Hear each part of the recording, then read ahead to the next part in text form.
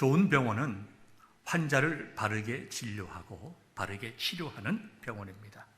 마찬가지로 좋은 교회는 하나님의 말씀을 바르게 선포하고 그 말씀을 들은 성도들이 한 마음으로 하나님의 말씀을 실천하는 교회입니다. 가장 기본적인 말씀이고 가장 중요한 말씀입니다. 가장 기본적이고 단순하기까지 한 이 말씀의 바른 선포와 바른 실천이 우리 공동체를 통하여 이루어진다고 하면 우리 믿음의 공동체는 아름다운 교회의 본연의 모습, 오늘 우리가 읽은 본문의 말씀인 사도행전 2장에 나타나 있는 교회로 아름답게 보여질 것입니다. 저는 오늘 여러분들에게 우리의 신앙과 믿음 생활에 있어서 가장 기본적인 5가지 원리를 함께 나누고자 합니다. 첫 번째 원리는 마음을 들여 예배하는 것입니다. 여러분들의 믿음이 자라고 여러분들의 인생이 복받기를 원한다면 우리는 예배에 열심을 내는 성도들이 되어야 합니다. 예배는 성도들이 하여야 할 책임이기도 하지만 동시에 예배는 하나님의 자녀이기에 가질 수 있는 특권입니다. 예배는 성령님께서 저와 여러분들을 예배의 자리에 불러주심으로 시작됩니다. 얘들아, 하나님께 나가서 예배를 드려야 한다. 성령께서 우리의 마음속에 터치해 주시면 네 하나님, 제가 이제 하나님께 나아가 예배를 드리겠습니다. 부르심에 응답하여 하나님께 나아가는 것이 예배입니다. 예배는 우리가 예배를 통하여 온 우주의 창조자가 하나님이심을 선포하는 것입니다. 예배는 하나님께서 온 우주 만물과 인생의 생사화복을 주관하시는 분임을 고백하는 것입니다. 예배라고 하는 것은 그 하나님께서 저와 여러분들을 사랑하시고 자녀 삼아 주셨음을 즐거워하며 기뻐하며 고백하는 것입니다. 예배란 회개하는 우리에게 용서해 주시는 그 하나님의 고마움을 고백하는 것입니다. 그뿐만 아니라 예배라고 하는 것은 하나님께서 우리의 삶을 인도하시고 보호하여 주시고 지켜주심을 찬양하는 것입니다. 예배라고 하는 것은 이와 같이 우리의 인생에 있어 가장 의미 있고 아름답고 고귀한 행위입니다. 하나님께서 은혜 주셨기에 그 은혜에 보답하여 하나님께 나아가는 것입니다. 우리가 이 자리에 모여서 드리는 공예배뿐만 아닙니다. 하나님께서는 우리 각자에게 소명을 주셨습니다. 나의 직업의 현장 속에서 이것이 하나님께서 나에게 맡기신 사명이다.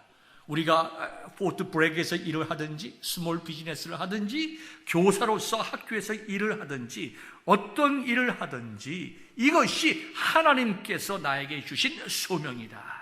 이것을 통해서 하나님께 영광 돌려야 된다라고 생각한다고 하면 우리의 삶의 현장이, 우리의 직장이 저와 여러분들의 예배의 장이 되는 것입니다.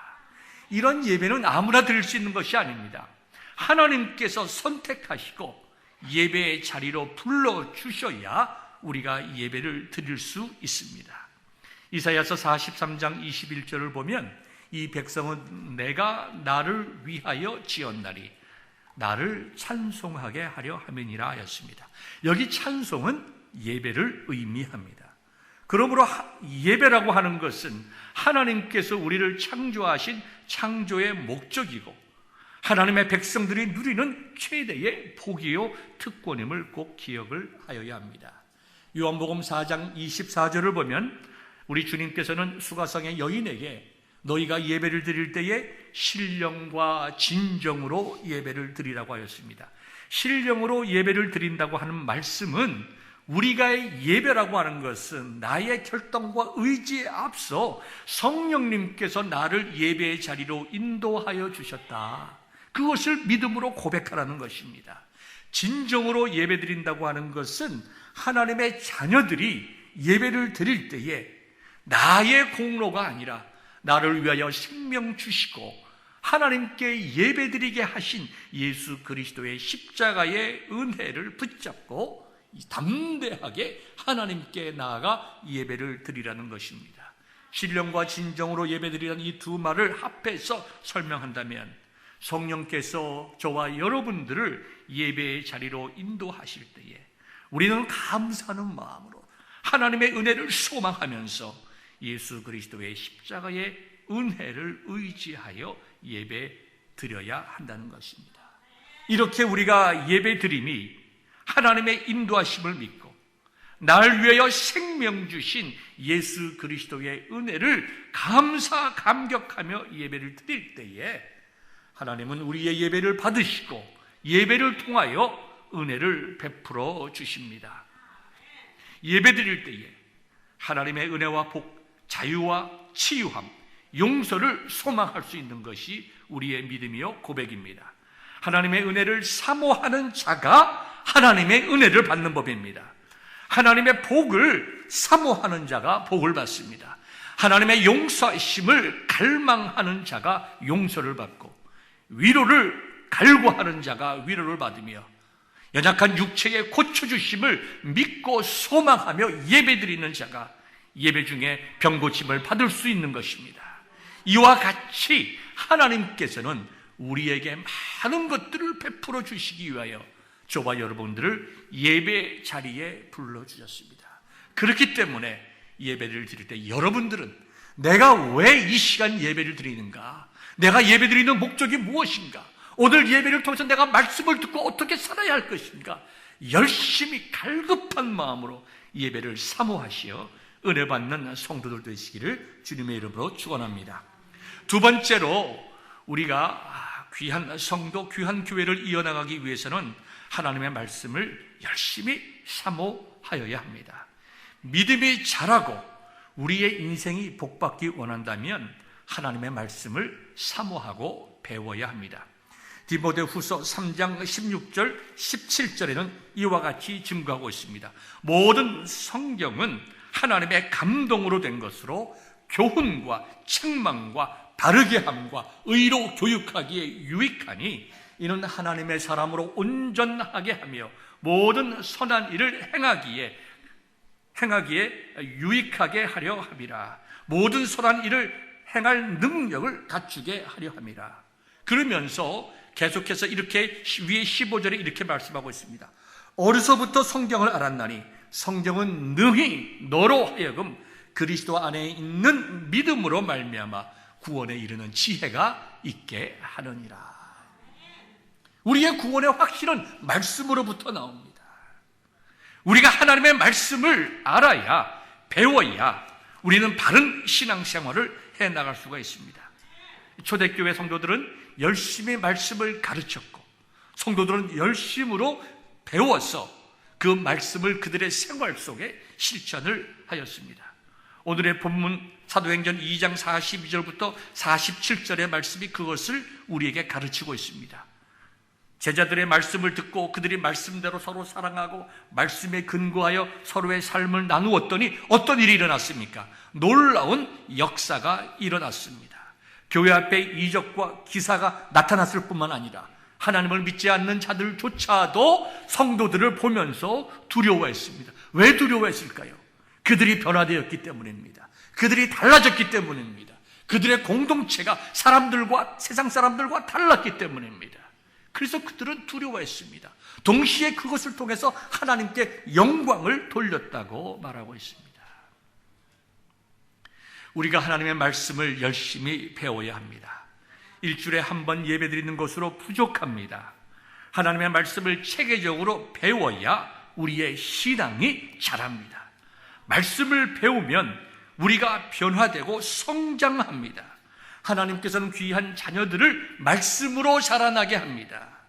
하나님께서 기뻐하시는 성도가 될 뿐만 아니라 세상적으로도 존경받고 인정받는 귀한 크리스찬이 됩니다. 우리는 이와 같은 도전이 있을 때 주저합니다. 시간도 내야 되고 내 라이프 스타일도 바꿔야 됩니다. 우리는 변화를 아주 힘들어합니다. 그러나 우리가 하나님의 말씀을 배우기로 결단하면 하나님의 말씀이 저와 여러분들을 변화시켜 주십니다. 이것이 히브리서 4장 12절에 나와 있는 말씀입니다. 여러분들에게 히브리서 4장 12절의 말씀을 읽어드리면 말씀에 이렇게 기록되어 있습니다. 하나님의 말씀은 살아있고 활력이 있어 좌우의 날선 어떤 검보다도 예리하여 혼과 영과 및 관절과 골수를 찔러 쪼개기까지 하며 사람의 마음과 생각과 뜻을 판단한다고 그랬습니다. 얼마나 놀라운 말씀입니까? 하나님의 말씀은 살아있고 생명력이 있어서 우리의 마음을 쪼개고 우리가 누구인지 깨닫게 되고 그 말씀 앞에 서 있을 때에 우리는 하나님을 발견하게 됩니다. 하나님의 말씀이 없으면 사람들은 자기 생각대로 살아갑니다. 하나님의 말씀이 없으면 사람들은 자기의 생각이 옳은 줄을 압니다. 하나님의 말씀이 없으면 그들은 자기의 인생이 지금 바르게 살아가고 있다고 생각합니다. 그런데 예레미야서 17장 9절의 말씀을 보니까 만물보다 심히 거짓되고 심히 부패된 것이 마음이라고 그랬어요. 우리의 마음이 거짓된데, 우리의 마음이 부패되어 있는데 우리의 생각과 우리의 마음의 느낌에 따라 살아가는 그 삶의 결과가 무엇이겠습니까? 하나님의 말씀, 진리의 말씀이 우리의 인생을 인도하게 하고 우리는 그 말씀에 순종하는 삶을 살아야 우리가 바른 인생을 살아갈 수 있게 되는 것입니다. 저희 교회는 주중 성경 공부와 큐티를 통해서 4번의 성경 공부를 할 수 있는, 말씀을 배울 수 있는 기회가 있습니다. 곧 영어 성경 공부가 시작되면 우리가 말씀을 배우고 나눌 수 있는 기회가 5번 있습니다. 현재 우리 말씀 연구에, 말씀을 나누는 일에 전체 교인의 30% 이상이 참여하고 있습니다. 여러분들은 이 30% 안에 들어가 있습니까? 만약에 그렇지 않다고 하면 여러분들에게 주어진 그 말씀을 배울 수 있는 기회를 놓치지 않기를 바랍니다. 성령의 충만함을 받기 위하여 하나님의 말씀을 더욱더 사모하는 여러분 되시기를 주의 이름으로 축원합니다. 3번째로는 우리가 전심으로 기도하여야 합니다. 우리가 전심으로 기도할 때에 우리는 능력 있는 성도가 될 수가 있습니다. 예수님께서 우리들에게 보여주신 그 귀한 모범 중에 하나가 기도입니다. 예수님께서는 우리들에게 보여주신 그 귀한 모범을 따라 초대교회 성도들은 열심히 기도하였습니다. 바울은 기도할 처소를 찾다가 자주장사 루디아를 만나게 되고 그 만남을 통하여 빌립보 교회가 세워지기 시작했습니다. 기도는 살아계시는 하나님을 경험하는 방법입니다. 그러므로 여러분들이 하나님의 도우심을 받기를 소망하신다면 정말 열심히 기도할 수 있기를 부탁을 드립니다. 여러분들이 기도하시면 살아계신 하나님께서 여러분들의 마음속에 찾아오셔서 여러분들을 만나주십니다. 우리는 조금 전에 하나님의 말씀을 깊이 묵상하고 배워야 된다고 했습니다. 이 기도는 화약과 같습니다. 이 말씀은 화약과 같습니다. 말씀을 많이 배우고 묵상하면 큰 정말 원자폭탄과 같은 큰 화약고를 가지게 됩니다.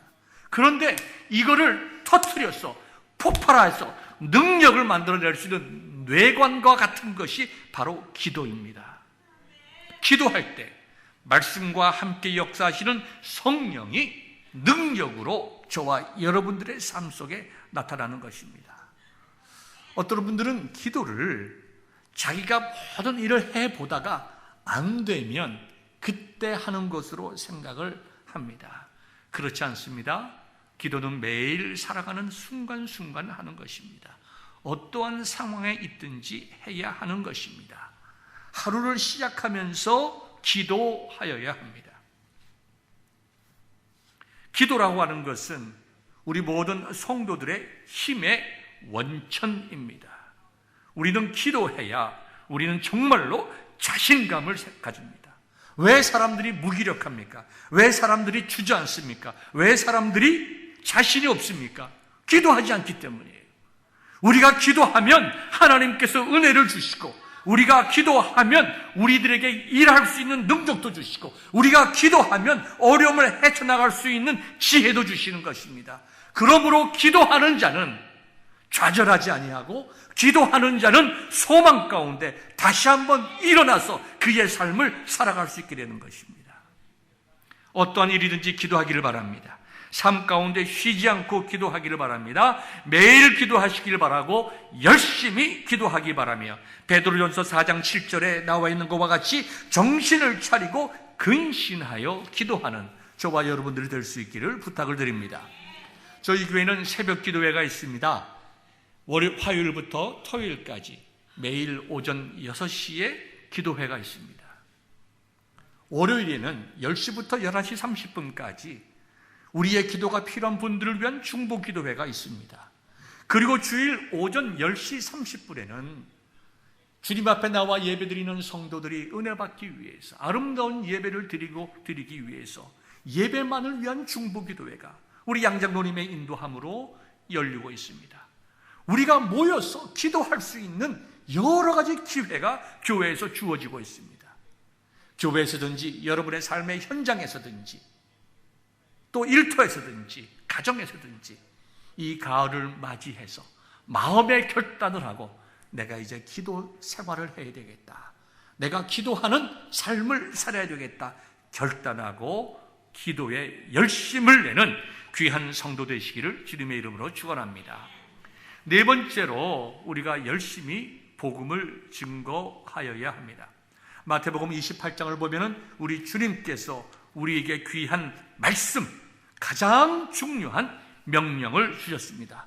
너희는 가서 모든 민족을 제자로 삼아 아버지와 아들과 성령의 이름으로 세례를 베풀고 내가 너희에게 분부한 모든 것을 가르쳐 지키게 하라.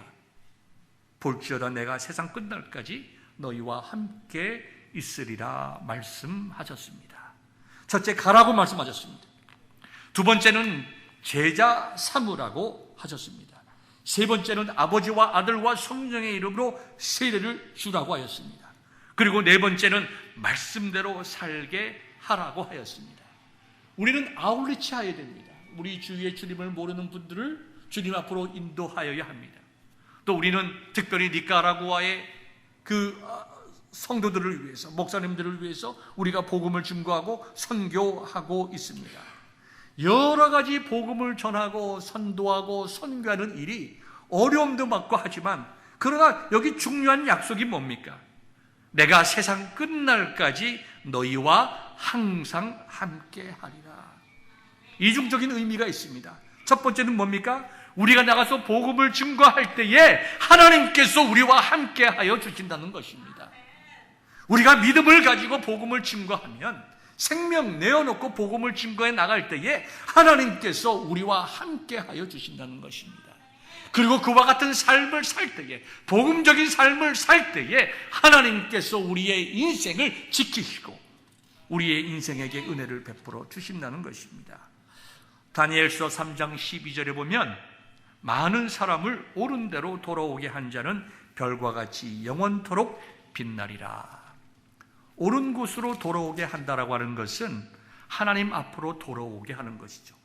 전도와 선교를 통하여 하나님께로 돌아오게 하는 자들은 하늘의 별과 같이 빛나게 하신다고 하였습니다. 하늘의 별과 같이 빛나는 성도들 되시기를 주님의 이름으로 축원합니다. 마지막 다섯 번째로 우리가 순수한 마음으로 서로 사랑하여야 합니다. 순수한 마음으로 우리가 서로 사랑합시다. 사랑이 사람을 자라게 합니다. 그렇죠? 비판과 비난은 결코 사람을 자라게 하지 못합니다. 사랑해야 사람이 자라고 성숙한 자가 됩니다. 사랑받은 사람이 사랑할 줄 압니다.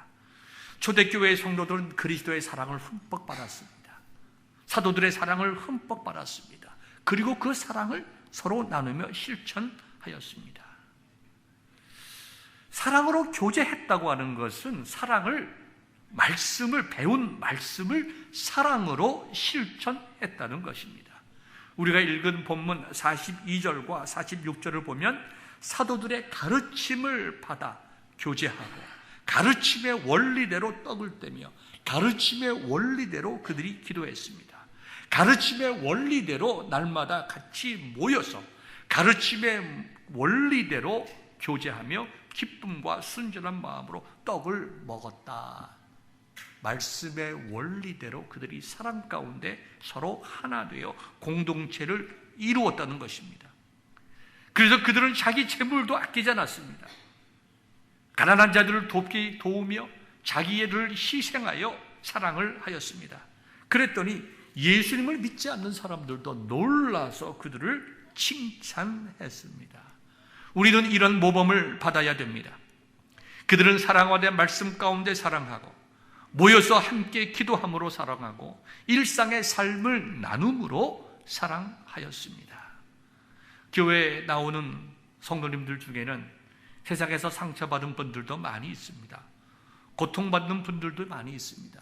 현재 병으로 인해서 어려움을 겪는 분들도 많이 있습니다. 심지어 육체적인 연약함 때문에 예배의 자리에 나오지 못하는 분들도 있습니다. 우리는 이들을 사랑하고 돕고 섬기고 치료하여야 됩니다. 마태복음 4장 23절에 보면 예수님의 사역을 설명하면서 예수님께서 온 갈릴리와 사방을 두루 다니시며 가르치고 천국 복음을 전파하시며 모든 병과 약한 것들을 고치셨다고 하셨습니다. 교회가 영적으로 부흥하는 것도 양적으로 부흥하는 것도 중요하지만 본질적으로 교회가 사랑과 치유를 나누는 곳이 되어야 됩니다. 함께 모여서 예배하고 말씀을 배우고 그 말씀을 통하여 정말 나가서 복음을 증거하고 서로 교제하고 사랑하는 것, 이것이 아름다운 교회의 모습입니다. 그래서 성도들은 이 믿음의 공동체를 통해서 내가 정말 사랑받고 있다라고 하는 것을 느껴야 됩니다.